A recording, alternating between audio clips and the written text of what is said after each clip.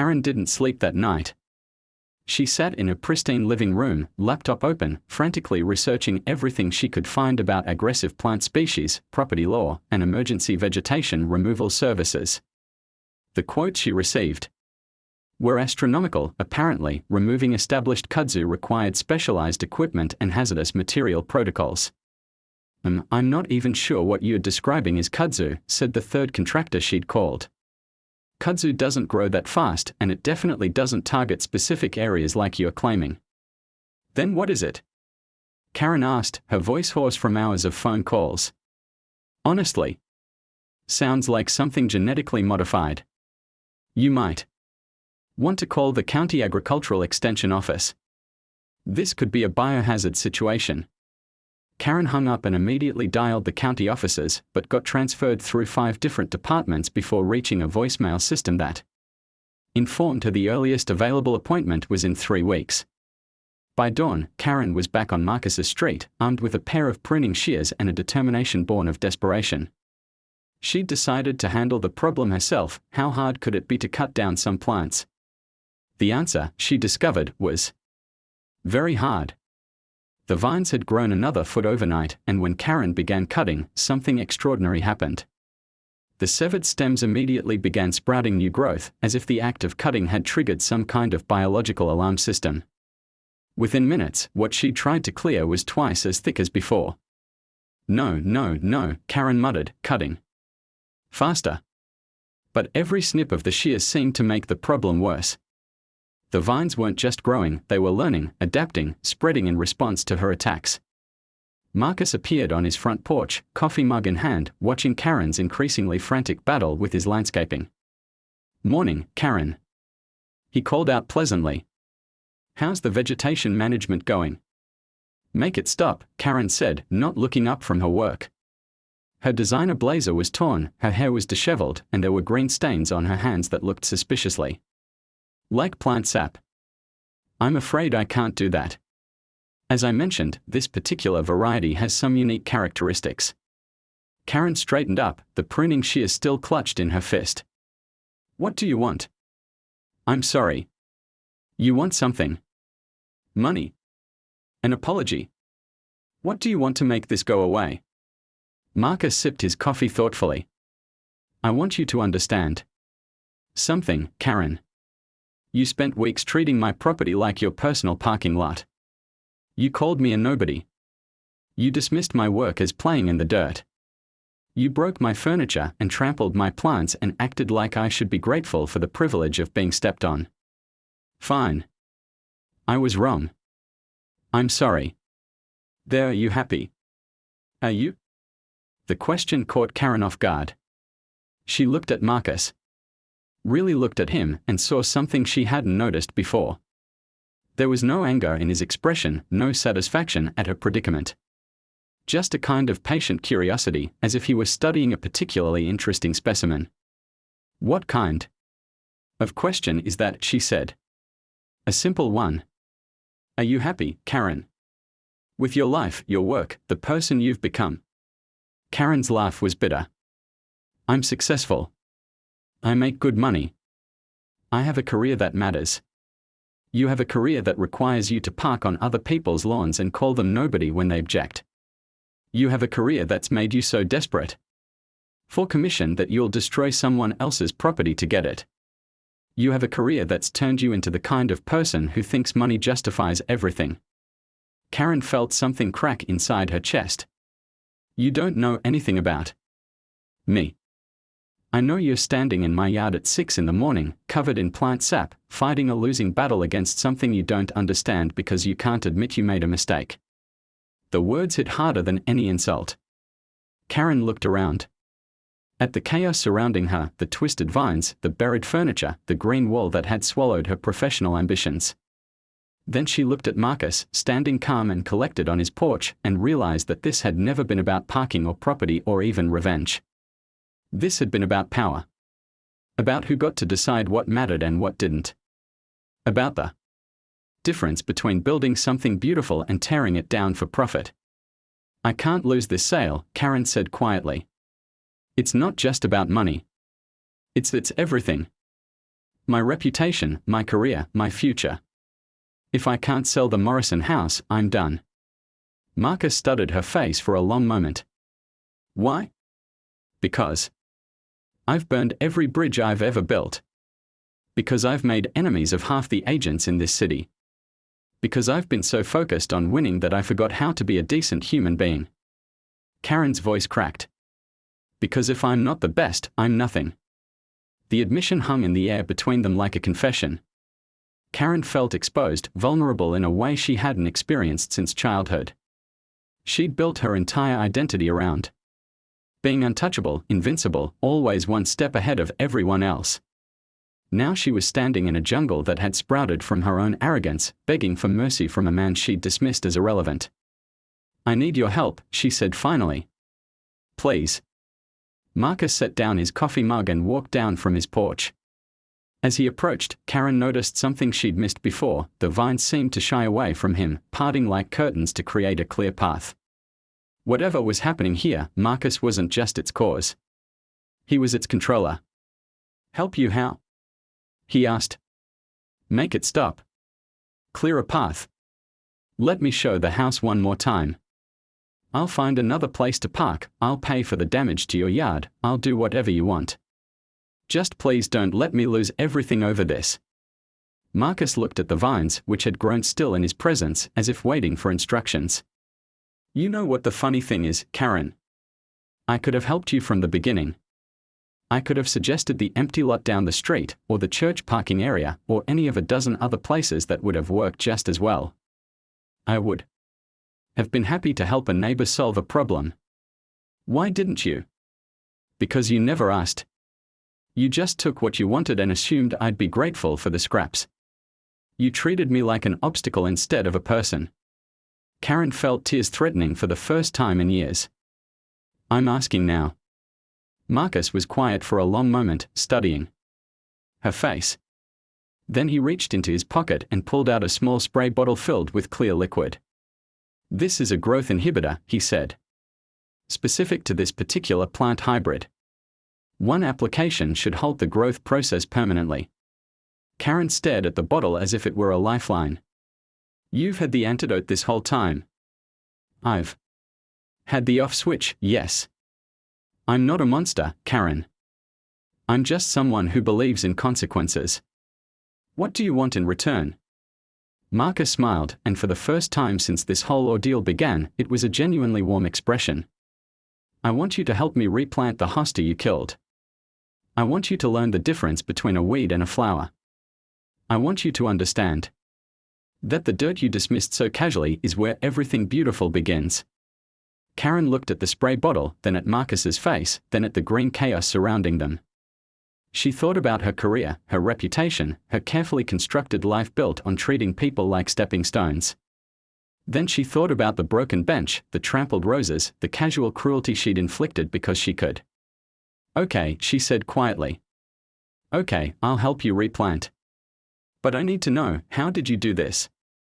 How is any of this possible? Marcus's smile widened. Trade secrets, Karen. But I'll tell you what, after we deal with your immediate problem, I'll show you my workshop. I think you might be surprised by what a nobody who plays in the dirt can accomplish when he puts his mind to it. As Marcus sprayed the mysterious liquid onto the vines, Karen watched them begin to wither and retreat, clearing a path to the Morrison house for the first time in days.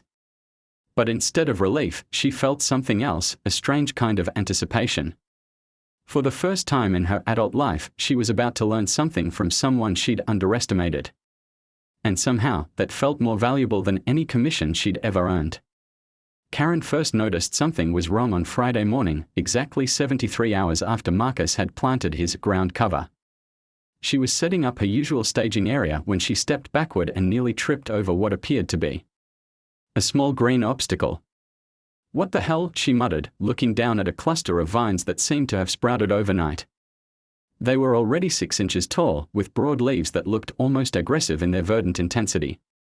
Marcus was at his kitchen window, coffee mug in hand, watching the show. Karen's expression shifted from confusion to annoyance as she realized the vines were growing directly into the path her clients would need to take to reach the Morrison house. Marcus, she called out, her voice carrying the sharp edge of someone whose perfectly ordered world was beginning to crack. These weeds are blocking the walkway. Marcus stepped onto his porch, the picture of innocent concern. Oh, those aren't weeds. That's the ground cover I planted. Vigorous variety grows about 3 inches a day in the right conditions. 3 inches a day. Karen's voice rose an octave. That's impossible. Actually, it's a modified kudzu hybrid. Very popular in sustainable landscaping circles. The root system is incredibly robust once it establishes itself. Karen stared at the vines, which seemed to have grown another inch just during their conversation. Well, make it stop. Trim it back or whatever you people do. You people? Marcus's voice remained perfectly calm, but something dangerous flickered in his eyes. I'm afraid it doesn't work that way. Once this particular variety takes root, cutting it back actually stimulates more aggressive growth. It's a survival mechanism. Then dig it up. Can't do that either. The roots go down about 4 feet in the first week. Disturbing them causes the plant to spread laterally. Could end up covering the entire yard. Karen's face was turning an interesting shade of red. Are you telling me you planted some kind of superweed that can't be removed? I planted ground cover on my own property, Marcus replied mildly. I can't help it if it's more successful than expected. By the time Karen's clients arrived at noon, the vines had grown enough to create a genuine obstacle course. The young couple from earlier in the week had to step carefully around tendrils that seemed to reach toward their ankles and Karen's practiced sales pitch kept getting interrupted by the sound of leaves rustling in the breeze. Is this some kind of invasive species? The woman asked, pointing at a particularly robust vine that had somehow managed to twist around one of the tent poles. Oh no, Karen said quickly. It's just too enthusiastic landscaping. Very eco-friendly. The property you're considering has excellent drainage, which is why the neighboring vegetation is so lush. Marcus had to admire her spin. Karen was clearly rattled, but she was still trying to maintain control of the situation. It was almost impressive in a sociopathic sort of way. That evening, Karen marched up to Marcus's front door and rang the bell with enough force to rattle the frame. When he answered, she was holding a tablet displaying what appeared to be a legal document. I've been researching your little stunt, she said, her voice tight with barely controlled fury. Planting invasive species is a violation of Municipal Ordinance 247B. I could have you fined. Marcus glanced at the tablet. That's interesting. But kudzu isn't technically classified as invasive in this county. It's considered aggressive ornamental. There's a difference. Don't play word games with me. I know what you're doing. What I'm doing is landscaping my own property. Same as always. Karen's mask of professional composure finally cracked completely. You're sabotaging my business. That house has been on the market for 3 months and I finally have serious buyers interested. I will not let some bitter little gardener ruin the biggest sale of my career. Bitter little gardener. Marcus repeated softly. Is that what you think I am?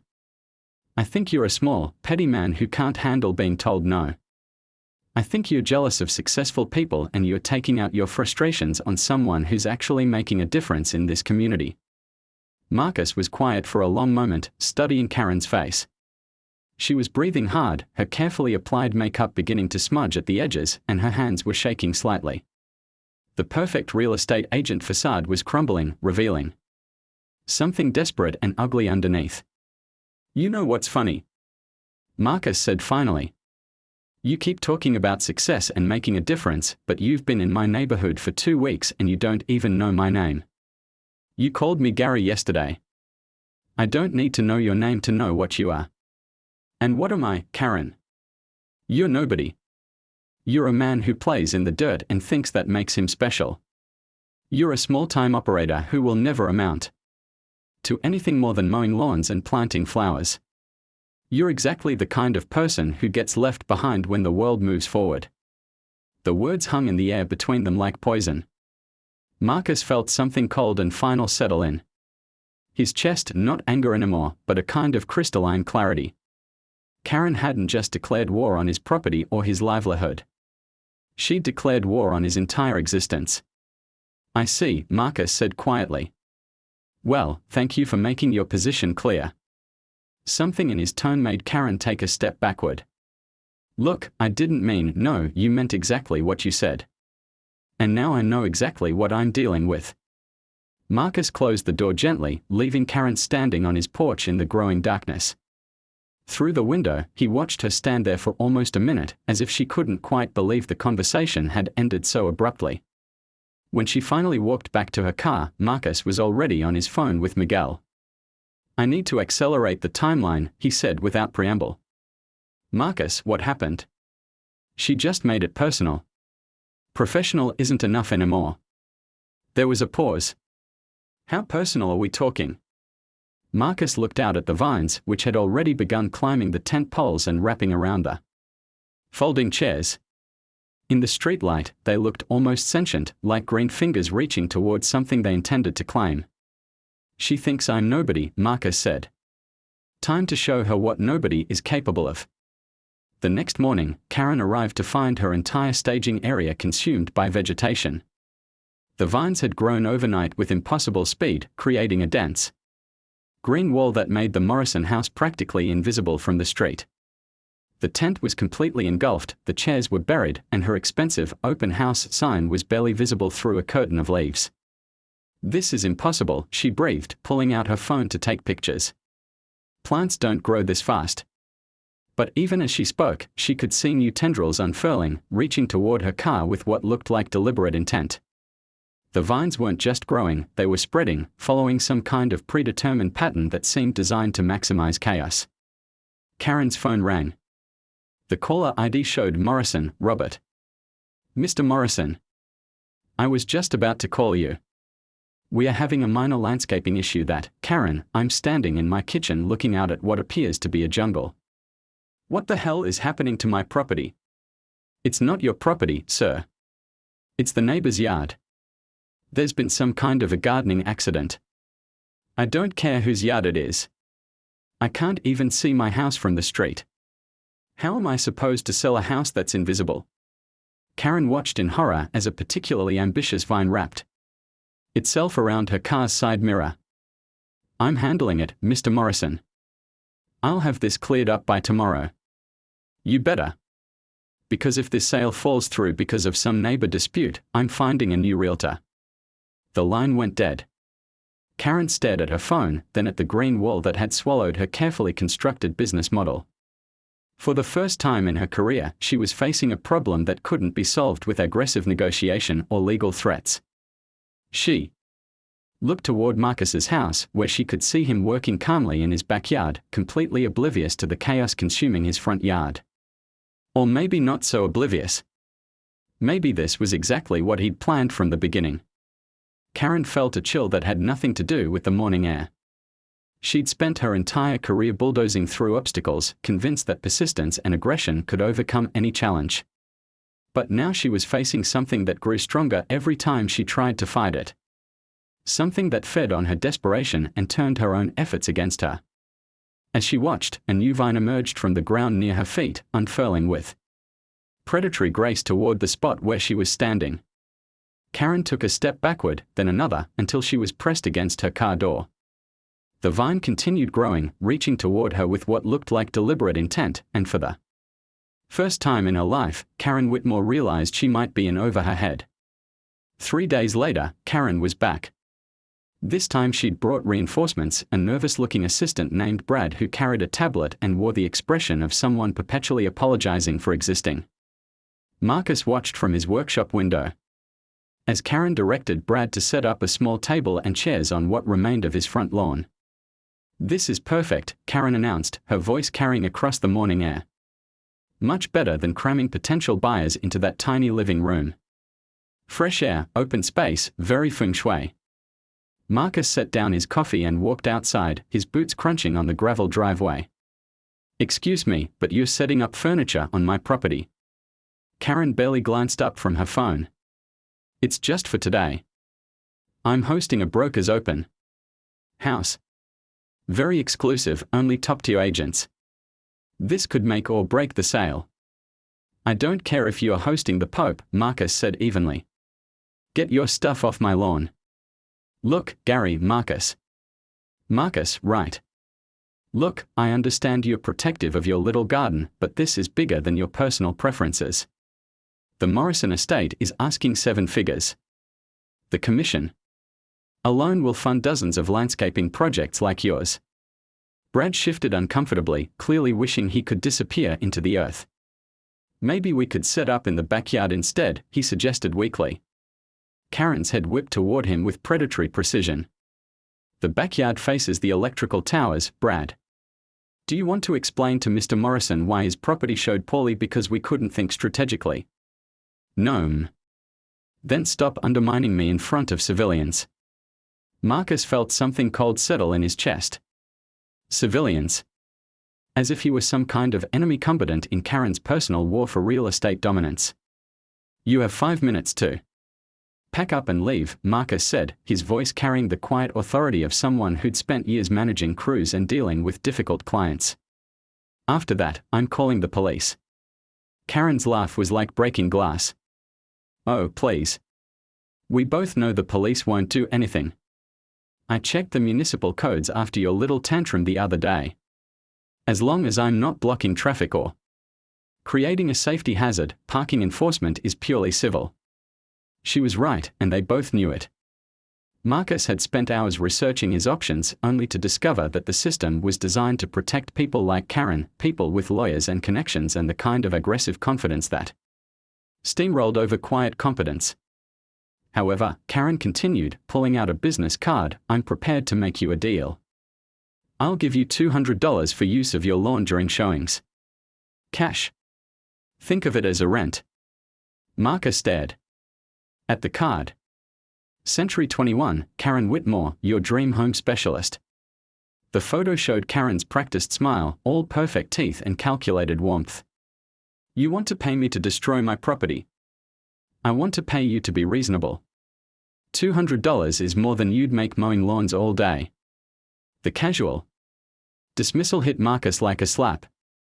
He'd built a business that employed 6 people, had landscape architecture clients across 3 counties, and had won awards for his sustainable design practices.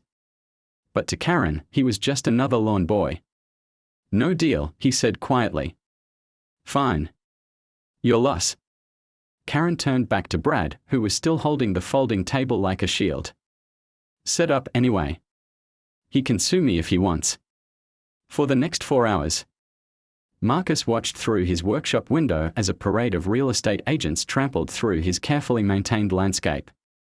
They left coffee cups balanced on his garden sculptures, stubbed cigarettes into his herb garden, and used his prized Japanese maple as a backdrop for selfies. The final straw came when a heavyset man in an expensive suit decided to test the structural integrity of Marcus's hand-built garden bench. The recycled cedar couldn't handle his weight, and the bench split down the middle with a sound like a gunshot. Oops, the man said, brushing sawdust off his jacket.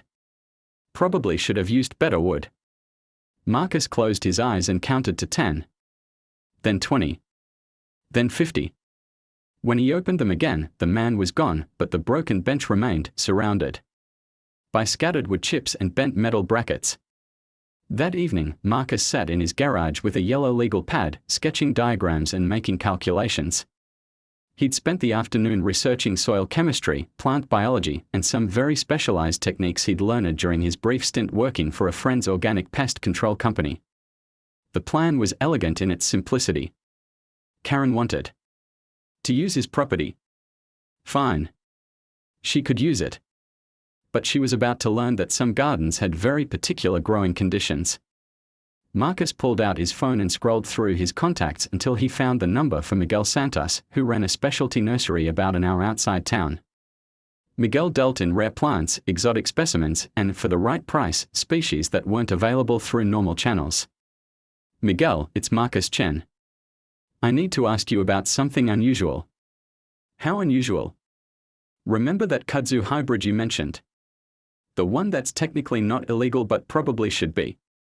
There was a pause. Marcus, what are you planning?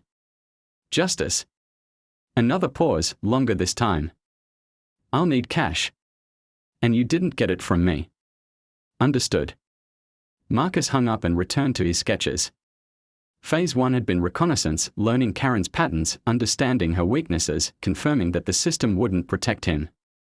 Phase 2 would be preparation, acquiring materials, testing methods, creating the perfect growing conditions. Phase 3 would be implementation. And Karen Whitmore would discover that some gardeners knew how to cultivate more than just flowers. The next morning, Marcus was already at work when Karen arrived. She'd brought an even bigger setup this time, a full canopy tent, several folding chairs, and what appeared to be a portable espresso machine. She was clearly planning to make his front yard her permanent satellite office. Morning, Marcus, she called out cheerfully, as if they were old friends. Beautiful day for a showing, don't you think? Marcus didn't respond. He was too busy digging precise holes along the edge of his property line, spacing them exactly 18 inches apart according to his calculations from the night before. To a casual observer, it might have looked like he was preparing a new flower bed. What are you planting? Karen asked, her curiosity getting the better of her territorial instincts. Ground cover, Marcus replied without looking up. Fast-growing variety. Should spread nicely. Well, just make sure it doesn't interfere with foot traffic. I've got 3 more showings this week. Don't worry, Marcus said, finally meeting her eyes. I think you're going to be very impressed with how quickly it takes root. Karen studied his face for a moment, something flickering in her expression that might have been suspicion. But then her phone rang and she was immediately absorbed in another conversation about square footage and market comparables. Marcus returned to his work, carefully placing each plant in its designated hole. The specimens looked innocent enough, small, unremarkable seedlings that could have been anything. But Marcus knew better. He'd spent 2 hours that morning reading about growth rates, root systems, and the particular conditions these plants needed to thrive. By lunchtime, Karen's first clients had arrived, a young couple who walked carefully around Marcus's ongoing landscaping project while Karen extolled the virtues of the Morrison house. They seemed nice enough, and Marcus almost felt bad about what their presence was helping to set in motion. But then Karen made a joke about the local gardener getting a little too enthusiastic about his hobby, and Marcus's sympathy evaporated. Some people had to learn the hard way that dismissing expertise was always a mistake. That evening, Marcus watered his new plants with a mixture that included exactly the right balance of nutrients, pH adjusters, and growth accelerants. The seedlings seemed to perk up immediately, their leaves already showing signs of the vigorous growth patterns he'd researched. Marcus checked his watch. If his calculations were correct, Karen would start noticing changes in about 72 hours. By the end of the week, she'd have a problem. By the end of the month, she'd have a crisis. And sometime after that, she'd have a very expensive lesson in the dangers of underestimating people who worked with their hands. Marcus smiled as he coiled up the garden hose. Phase 3 was officially underway, and Karen Whitmore was about to discover that some seeds, once planted, were impossible to uproot. 3 months later, Karen Whitmore knelt in Marcus Chen's front yard, her manicured nails black with soil, carefully transplanting heritage roses according to his precise instructions. She traded her designer blazers for practical work clothes, her heels for steel-toed boots, and her aggressive sales tactics for something she'd never possessed before, patience. The root ball needs to be level with the soil surface, Marcus said, crouching beside her. Too deep and it'll rot, too shallow and it'll dry out. Like this? Karen asked, adjusting the plant with the careful attention she'd once reserved for contract negotiations. Perfect.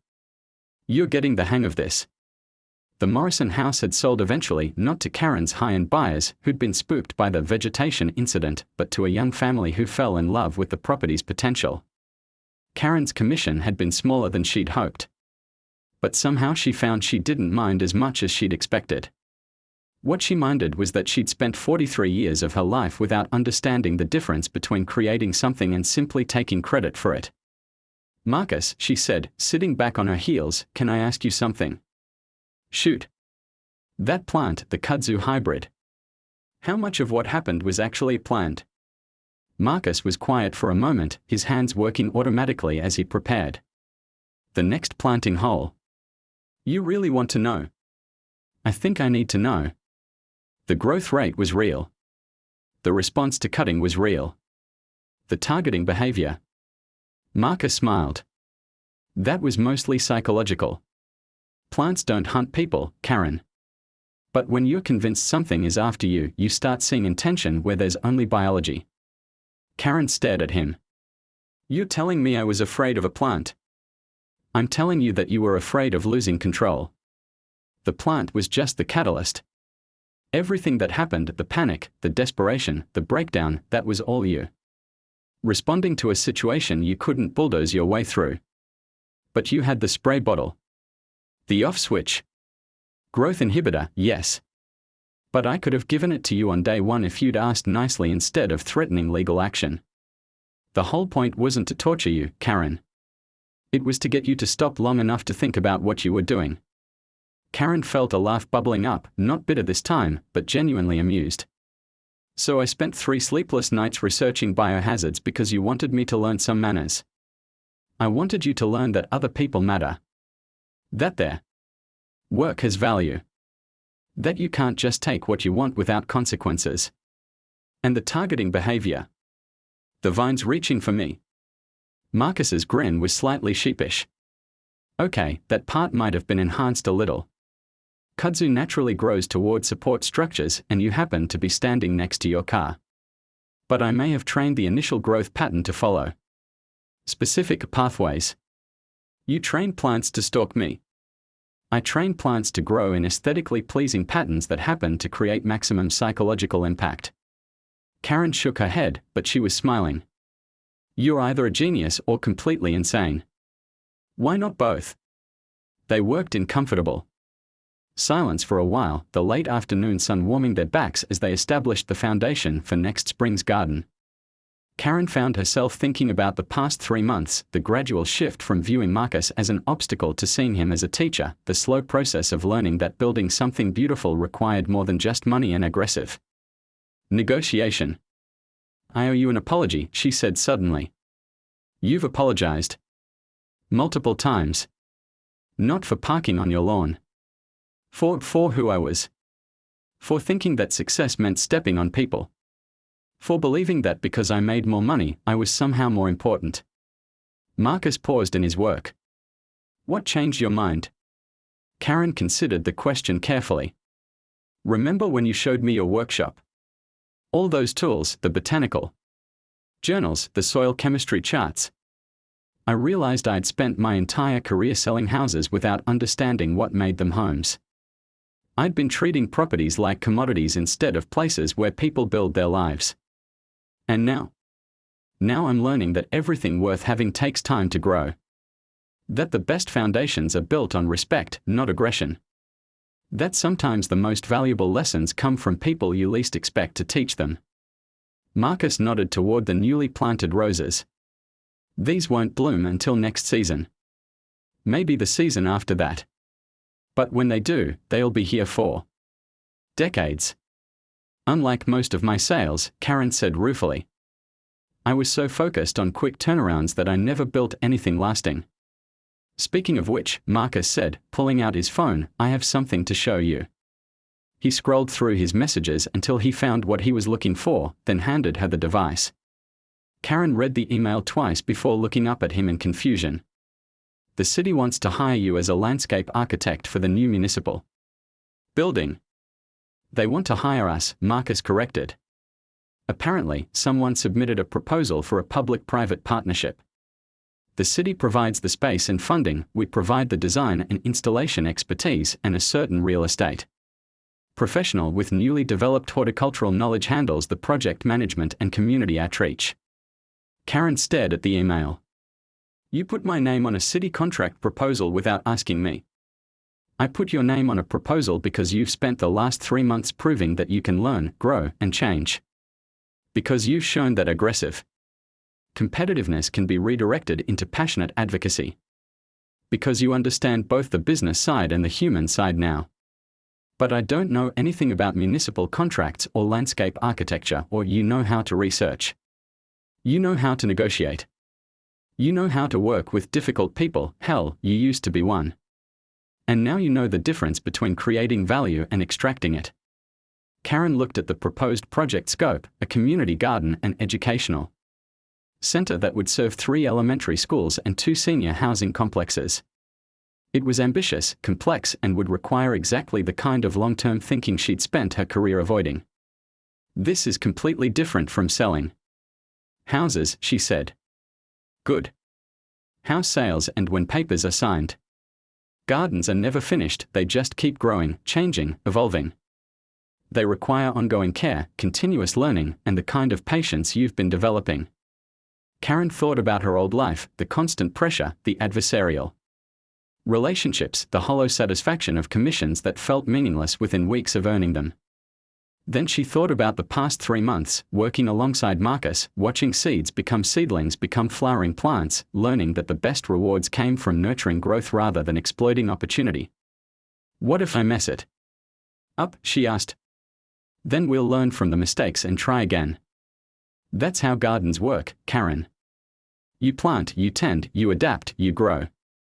Some things flourish, some things fail, but the process itself is what matters. Karen handed back his phone and looked around at the transformed landscape. Where 3 months ago there had been tire tracks and broken plants, now there were carefully planned beds, walking paths, and the beginnings of what would become a showcase garden.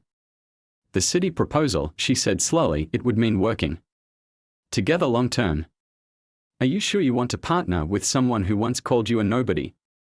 Marcus smiled and gestured toward the roses they'd just planted. Karen, 3 months ago you thought these were just decorations. Now you know their scientific names, their growth requirements, and their bloom schedules. 3 months ago you saw my work as an obstacle to profit. Now you see it as art worth preserving. Your point being? My point being that if plants can transform bare soil into something beautiful, people can probably manage some pretty impressive changes too. Karen felt something warm settle in her chest, not the sharp satisfaction of closing a deal, but the deeper contentment of building something meaningful. So what do we do first? First, we finish planting these roses. Then we go inside, open a bottle of wine, and start planning how to turn 50 acres of municipal wasteland into the kind of place where kids want to learn and seniors want to gather. We figure out how to create something that will outlast both of us. And if the city doesn't approve the proposal? Marcus shrugged. Then we find another city, another project, another chance to prove that the best success comes from helping things grow rather than tearing them down. As the sun set behind them, Karen picked up her trowel and returned to work. For the first time in her adult life, she was building something that would take years to mature, something that would require ongoing care and attention, something that would benefit people she'd never meet. It was terrifying and exhilarating and completely different from anything she'd ever attempted.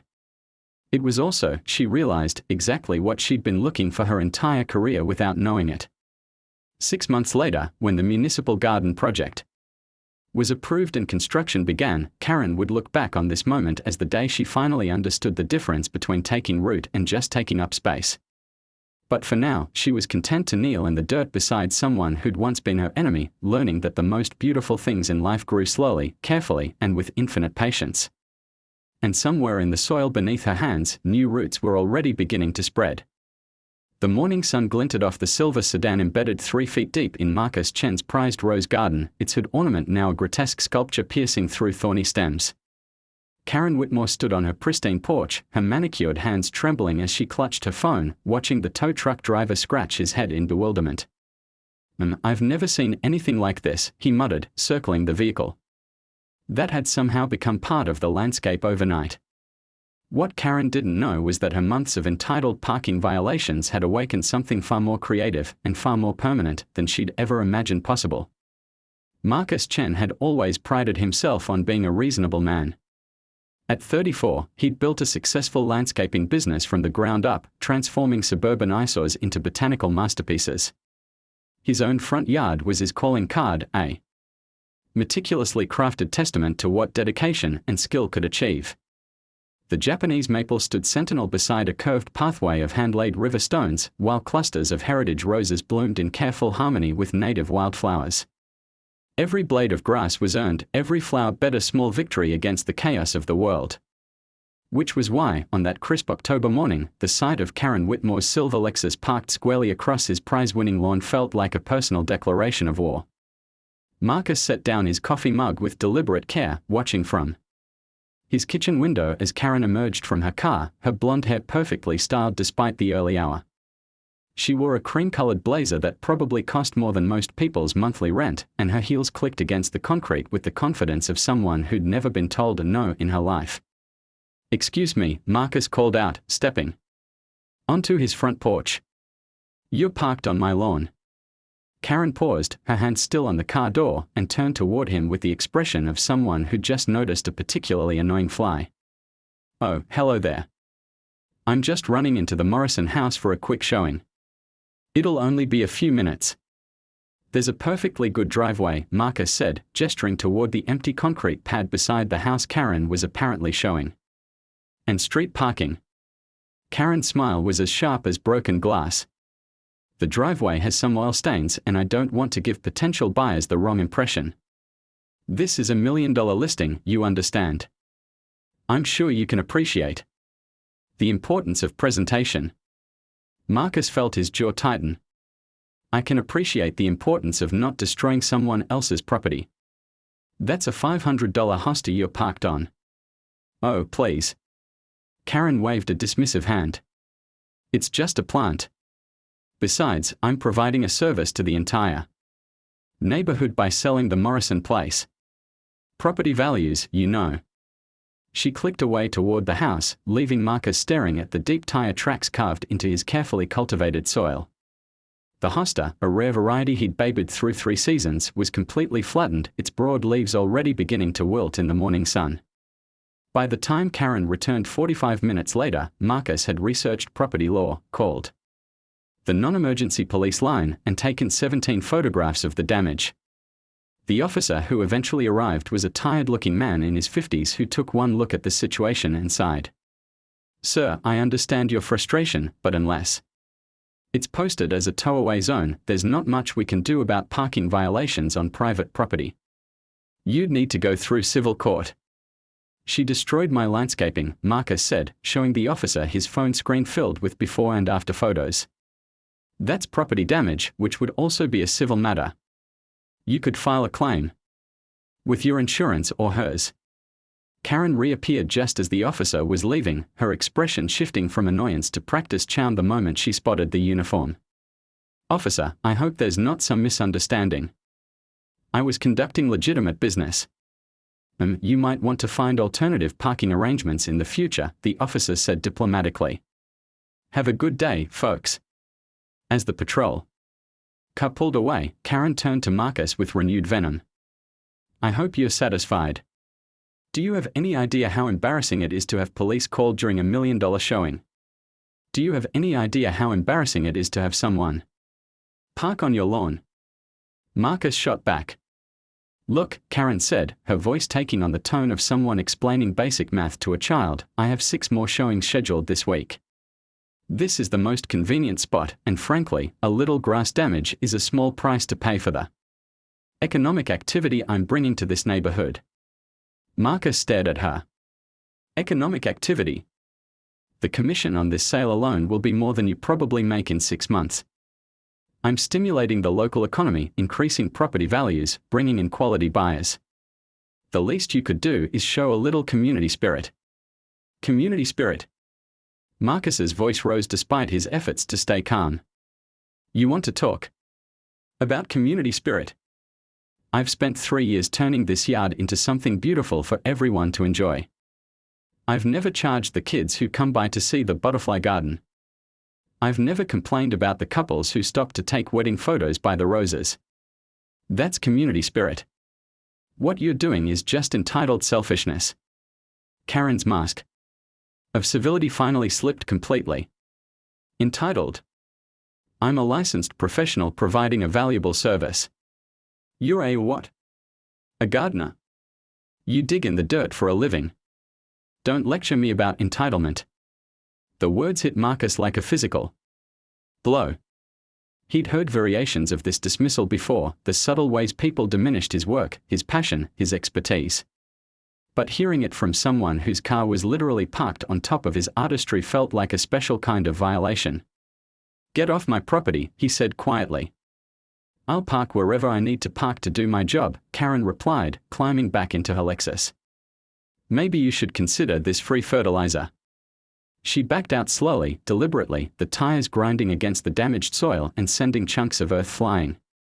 Marcus watched her drive away, his hands clenched into fists at his sides, the metallic taste of rage coating his tongue. That evening, Marcus sat in his garage workshop, surrounded by the tools of his trade.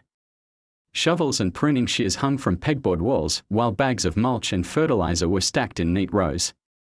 This was his sanctuary, the place where he planned his botanical campaigns and nursed wounded plants back to health. But tonight, he wasn't thinking about healing.